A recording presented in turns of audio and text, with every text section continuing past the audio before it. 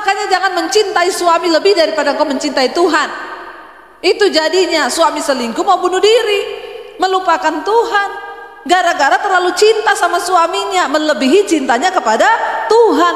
Jangan cintai apapun di dunia ini melebihi cintamu kepada Tuhan. Karena cinta di luar Tuhan itu semua pret. Amin. Jangan membuka celah. Barang siapa yang merasa berdiri teguh, hati-hati jangan jatuh. Makanya harus saling menjaga. Suami istri dalam rumah saling menjaga supaya enggak jatuh. Dosa itu mengintip, Alkitab bilang, di depan pintu. Dia manis seperti madu, tapi engkau harus berkuasa atasnya, kata firman Tuhan. Enggak ada satupun yang kuat di antara kita. Kita harus benar-benar berhati-hati dan berjaga-jaga. Kita belajar dari kehidupan bangsa Israel. Mereka yang sudah berjalan bersama Tuhan, mereka yang sudah mengalami Tuhan, tetap ditolak sama Tuhan. Alkitab mencatat 23.000 mati dalam sehari di padang gurun, dibunuh oleh murka Tuhan. Hati-hati saudara, mari kita berjaga-jaga. Lalu kita berkata, kita ini banyak pencobaan Bu, bagaimana kita nggak jatuh? Tidak ada alasan bagi kita karena pencobaan kita jatuh. Karena pencobaan akhirnya kita meninggalkan Tuhan. Sebab Alkitab berkata, semua pencobaan-pencobaan yang kita alami di dunia ini adalah pencobaan-pencobaan biasa. Makanya gak usah terlalu alay lebay. Amin. Baru hadapi masalah dikit sudah mau meninggalkan Tuhan. Makanya jangan mencintai suami lebih daripada engkau mencintai Tuhan. Itu jadinya suami selingkuh mau bunuh diri, melupakan Tuhan. Gara-gara terlalu cinta sama suaminya, melebihi cintanya kepada Tuhan. Jangan cintai apapun di dunia ini melebihi cintamu kepada Tuhan. Karena cinta di luar Tuhan itu semua pret. Amin. Jangan bangun rumah tanggamu di atas dasar cinta. Karena cinta itu mudah hilang. Cinta itu menuntut. Waktu yang dituntut ada ya cinta. Kalau sudah yang dituntut tidak ada ya tidak cinta. Ada uang, abang disayang, gak ada uang, abang ditendang. Kita harus membangun pernikahan di atas dasar kasih. Karena kasih itu gak pernah menuntut, kasih itu berkorban, kasih itu memberi, kasih itu tanpa pamrih. Ternyata saudara, sebuah hubungan itu dibangun atas dasar komunikasi. Waktu komunikasi kita rusak, maka hubungan akan rusak. Makanya suami istri dilarang kalau berantem gak omongan 3 hari 3 malam. Ada di sini? Buka kolam baptisan Pak. Yang berantem gak omongan 3 hari 3 malam bertobat. Bahaya itu, sangat berbahaya. Cari orang cocok di dunia ini gak ada. Ada di sini yang menikah cocok, angkat tangan yang cocok. Yang tidak pernah berantem seumur hidup menikah. Ada di sini menikah, saya Bu, saya tidak pernah berantem, cocok terus sama istri saya. Kalau ada yang cocok terus tidak pernah berantem, angkat tangan boleh. Saya doakan Anda terangkat hidup-hidup seperti Henok. Hari ini Anda tidak ditemukan lagi. Enggak ada saudara, orang cocok itu tidak ada. Amin. Enggak usah alay lebay, kami cocok Bu, pret. Mana ada orang cocok? Tidak ada orang cocok. Cuma firman yang bisa mencocokkan kita. Kenapa Alkitab berkata kita harus menikah dengan orang yang seimbang dan seiman? Karena pasti banyak perbedaan manusia itu. Kenapa kita harus menjadi seimbang di dalam firman Tuhan? Karena Tuhan tahu pada akhirnya engkau membangun sebuah pernikahan itu pasti banyak ketidakcocokan. Tapi ketika firman Tuhan kita jadikan pedoman dalam hidup kita, kita bisa jadi cocok. Contoh berantem. Alkitab bilang jangan bawa amarahmu sampai matahari terbenam. Ayo kita komitmen melakukan itu. Sekalipun kita masih panas hati, Alkitab bilang begini, ayo kita doa, ayo sudah selesai, jangan marah-marah lagi. Iya, ayo komitmen, kan selesai. Masalahnya orang Kristen tuh banyak yang sakit jiwa. Sakit jiwa itu bukan berarti gila ya. Anda marah-marah tiap hari itu sakit jiwa loh. Tapi stadiumnya awal. Hati-hati saudara. Alkitab berkata pencobaan-pencobaan yang kita alami dalam hidup ini itu pencobaan biasa yang tidak akan pernah melampaui kekuatanmu manusia. Makanya gak usah alay lebay, hadapi masalah hidupmu. Gak usah cari pendeta, gak usah cari Pak Sam, gak usah cari Pak Kevin untuk minta didoakan. Cari Tuhan secara pribadi. Saya selalu bilang kepada jemaat, jangan minta saya doain. Jangan minta ya, kalau Bapak mungkin Bapak gembala ya, Bapak harus mendoakan loh Pak. Kalau saya enggak. Ya, ada orang datang minta doakan, saya bilang saya tidak akan berdoa. Kamu harus datang sendiri kepada Tuhan, cari Tuhan sendiri, sebab Tuhan itu rindu. Dia berhubungan langsung dengan engkau secara pribadi. Jangan titip doa sama pendeta. Tidak ada doa yang lebih berkuasa selain doamu sendiri kepada Tuhan.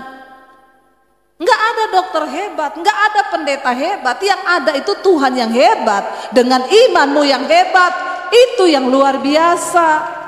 Jangan salah doktrin saudara. Engkau punya hak istimewa untuk datang secara pribadi kepada Tuhan. Alami Tuhan sendiri. Enggak usah pakai perantara. Sebab tabir itu sudah terbelah, nggak ada lagi jarak antara kita dengan Tuhan. Dan itu hanya sejauh doa. Amin. Ingat pencobaan-pencobaan yang kita alami ini, itu pencobaan biasa. Tidak melebihi kekuatanmu manusia. Pencobaan-pencobaan yang kita alami ini hanya pencobaan biasa yang tidak akan melampaui kekuatanmu sebagai manusia. Karena Allah itu setia dan adil. Jadi jangan pernah bilang Tuhan gak adil, kenapa saya mengalami ini. Untuk setiap pencobaan di dalam hidup kita itu semua ada time limit. Nah di dalam kita menjalani time limitnya ini, panjang atau tidak time limit itu tergantung dari ketaatan kita. Bangsa Israel untuk mereka sampai ke tanah perjanjian itu harusnya hanya beberapa hari. Tapi kenapa menjadi 40 tahun? Karena mereka tidak taat. Itu tadi mengeluarkan Mesir dari otak mereka itu sulit sekali. Dan itu Tuhan menunggu kehendak bebas mereka. Tuhan gak bisa paksain mereka. Mereka yang harus berespon dengan Tuhan.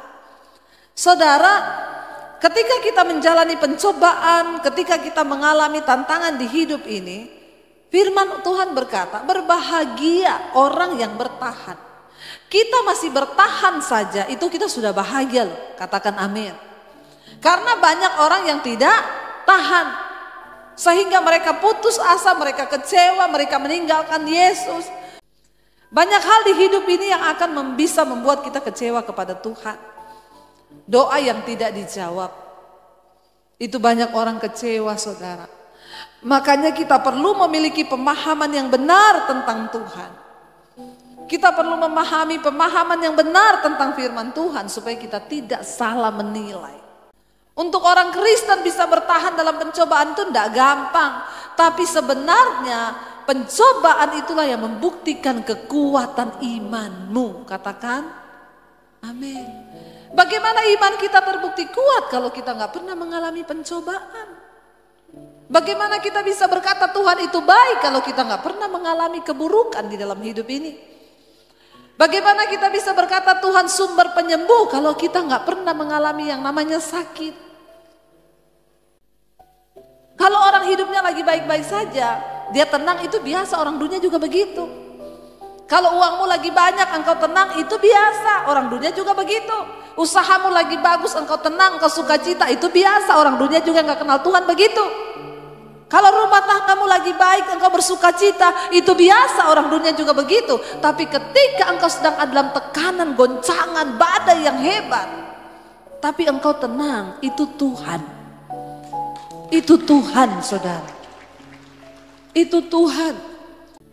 Saudara, ketika engkau bersukacita saat keadaanmu baik, itu biasa. Ketika engkau bersukacita waktu keuanganmu baik, itu juga biasa. Apa yang luar biasa?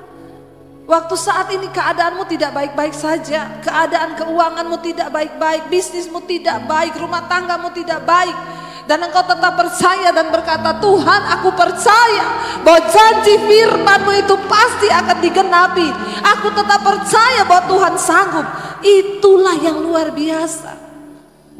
Makanya ayat ini berkata, berbahagia orang yang bertahan dalam pencobaan. Sebab apa? Sebab apabila ia sudah tahan uji. Perhatikan, ini goalnya. Tuhan izinkan pencobaan terjadi supaya engkau menjadi orang yang tahan uji. Tidak mudah menyerah, tidak mudah kecewa ikut Tuhan. Tidak apa-apa mundur, tidak apa-apa kepahitan, apa-apa melarikan diri, apa-apa enggak gereja-gerejaan, enggak Tuhan-Tuhanan.